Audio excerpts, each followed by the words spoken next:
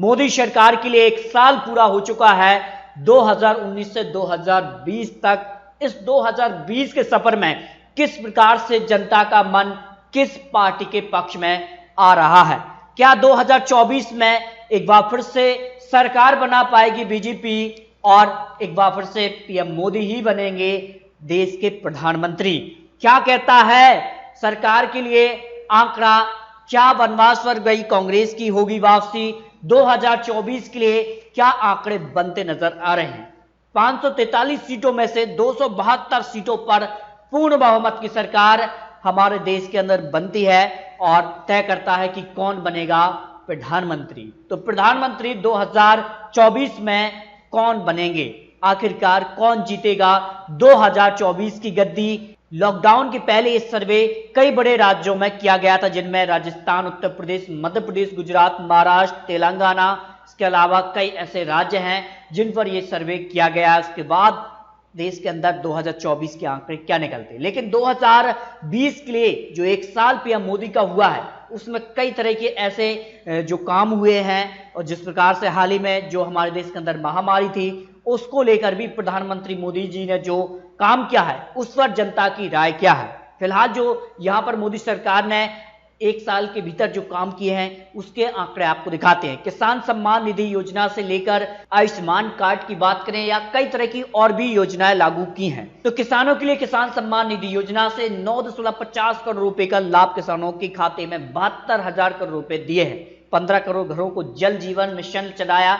पशुधन के लिए मुफ्त टीकाकरण, इसके अलावा आवास योजना हाल ही में, और यहां पर उज्ज्वला योजना की बात करें आकांक्षाओं की पूर्ति की है। 1 साल में फैसले सपनों की उड़ान है।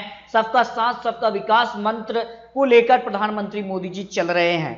और धारा 370 हो, राम मंदिर हो, 3 तलाक उपलब्धियां, नागरिकता संशोधन कानून उपलब्ध है। ऐतिहासिक निर्णयों से अनेक बदलाव देश के अंदर हुए हैं। तो कुछ ऐसे कारनामे जो प्रधानमंत्री मोदी जी ने अपने 1 साल के दौरान ये कुछ बड़े काम किए हैं उसके आंकड़े आपको दिखा रहे हैं। लेकिन जनता का मन क्या है इसके भी आंकड़े आपको दिखाएंगे।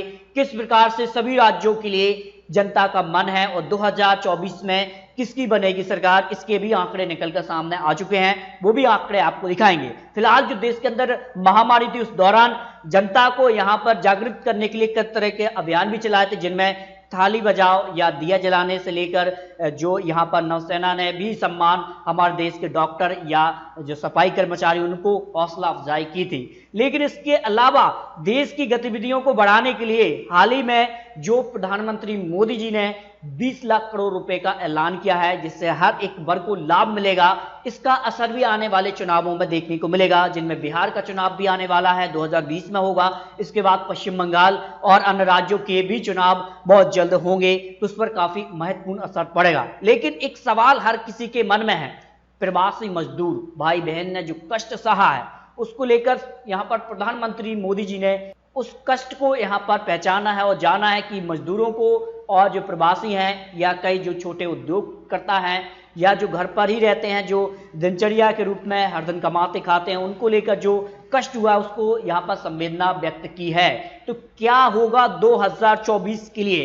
इससे पहले कुछ और आंकड़े आपको थोड़े से पीछे के दिखाते हैं, किस प्रकार से मोदी जी का सफर रहा है। प्रधानमंत्री मोदी जी बनने के बाद किस प्रकार से विकास देश के अंदर हुआ है और पार्टी ने भी विकास किया है, इस पर भी कोई दौरा ही नहीं। देखिए 2014 में सिर्फ 7 राज्यों पर काबिज बीजेपी 2015 में 13 राज्यों पर पहुंच गई, क्योंकि 2014 से प्रधानमंत्री मोदी जी यहां पर पीएम बने हैं। उसके बाद भारतीय जनता पार्टी का भी विकास हुआ है, न सिर्फ देश का विकास बल्कि भारतीय जनता पार्टी की भी एक नई पहचान पहुंची है। राष्ट्रीय लेवल से अंतर्राष्ट्रीय लेवल तक पार्टी की छवि बनी है। 2016 में 15 राज्यों पर और 2017 में बीजेपी की सत्ता बढ़कर 19 राज्यों तक पहुंच गई।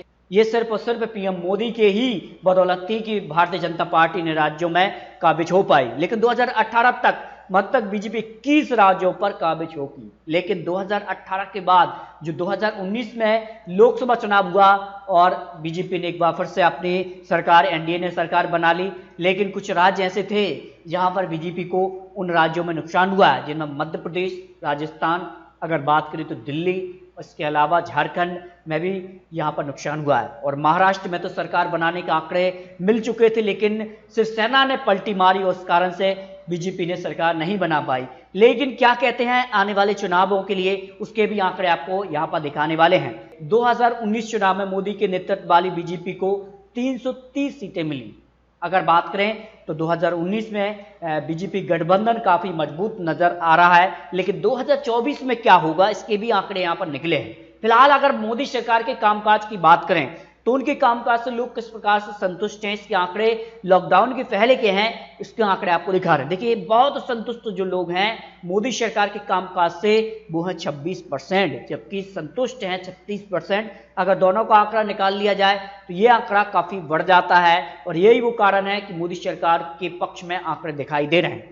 वहीं उनसे ना संतुष्ट ना खुश लोग जो हैं वो 20%, असंतुष्ट लोग 9%, और बहुत असंतुष्ट 4% लोग हैं, यानी 13% ही उनसे नाखुश लोग नजर आ रहे हैं मोदी सरकार के कामकाज से। जिस प्रकार के आंकड़े यहां पर एक साल के दौरान कई ऐसी योजनाएं हैं, कई तरह के ऐसे बदलाव देखने को मिले हैं देश के अंदर, उससे साफ जाहिर लगता है। लेकिन 2019 लोकसभा के भी आंकड़े आपको दिखाते हैं।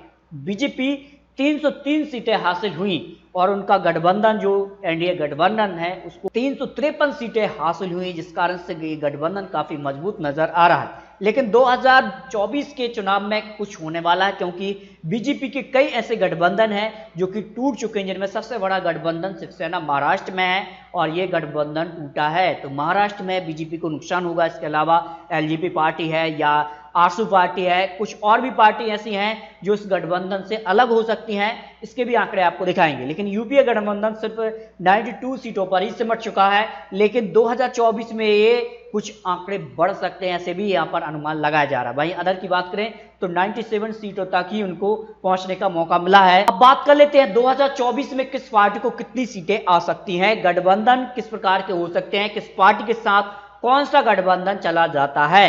देखिए अगर बात करें तो अब एनडीए से शिवसेना एक बड़ा जो गठबंधन है वो अलग हो चुका है। उसका खामियाजा आप कह सकते हैं कि बीजेपी एनडीए को महाराष्ट्र से हो सकता है, इसके अलावा कई और भी ऐसी जो दल हैं वो अलग हो सकते हैं। अगर एसपी, बीएसपी, आरएलडी, टीडीपी और आईएनएलडी, पीवीटी यूपीए में शामिल हो जाते हैं तो यूपीओ का जो उछाल है वो भी बढ़ सकता है। इसके अलावा आम आदमी पार्टी और ममता बनर्जी यानी टीएमसी, इसके अलावा अजहरुद्दीन ओवैसी की पार्टी यूपीए में आ जाते हैं तो फिर जो यूपीए का आंकड़ा है वो बहुमत पार कर सकता है, ऐसा अनुमान भी लगाया जा रहा है। वो भी आंकड़े आपको दिखाएंगे किस प्रकार से आंकड़े बन सकते हैं। लेकिन फिलहाल जो आंकड़े हैं कि शिवसेना एनडीए से बाहर अगर जा रहा है तो एनडीए को नुकसान हो रहा है, साफ तौर पर यह माना जा रहा है। 200 यहां पर कह सकते 72 सीटों का आंकड़ा किस पार्टी को मिलेगा। देखिए अगर शिवसेना एनडीए से बाहर होकर अन्य में शामिल हो जाता है तब क्या आंकड़े बनते हैं, क्योंकि शिवसेना कांग्रेस के साथ चला जाता है तो फिर कांग्रेस को तो फायदा होगा, लेकिन अन्य में चला जाता है तो अन्य के आंकड़े देखें आप 212 तक अन्य पहुंच रहा है, क्योंकि अन्य में कोई अन्य दल भी यहां पर सामने आ जाएंगे, वो भी आंकड़े आपको दिखाएंगे। लेकिन बीजेपी 271 सीटें जो बहुमत का आंकड़ा है वो आंकड़ा प्राप्त करती नजर नहीं आ रही है शिवसेना। इसके अलावा कुछ और दल अगर वो अन्य में चले जाते हैं तब ये आंकड़े बनते नजर आ रहे हैं। इसके अलावा अगर आप देखें तो आम आदमी पार्टी, तृणमूल कांग्रेस, शिवसेना यूपीए में शामिल हो जाते हैं तब आंकड़ा आप देखिए क्या बनता है। यूपीए 230 सीटों तक पहुंच रहा है, 137 सीटों का इजाफा हो रहा है। लेकिन अगर आप देखें तो एनडीए को 264 सीटों का तक ही वो पहुंच रहे हैं। नहीं, यहां पर कह सकते हैं कि जो आंकड़ा 272 का है वो छूती नजर नहीं आ रही है। अगर इस प्रकार के आंकड़े बन जाते हैं, ये जो बड़े दल हैं वो अगर एक साथ यूपीए में चले जाते हैं तब ये आंकड़े बनते हैं। अगर ये यूपीए में नहीं जाते हैं तो बहुमत एनडीए को 2024 में एक बार फिर से होगा, ऐसा भी अनुमान है। अन्य के खाते में 49 सीटें तक ही पहुंच रहे हैं। आम आदमी पार्टी यूपी में शामिल होते हैं तो आप वोट परसेंटेज भी देख सकते हैं, यूपी का वोट परसेंटेज बढ़ रहा है।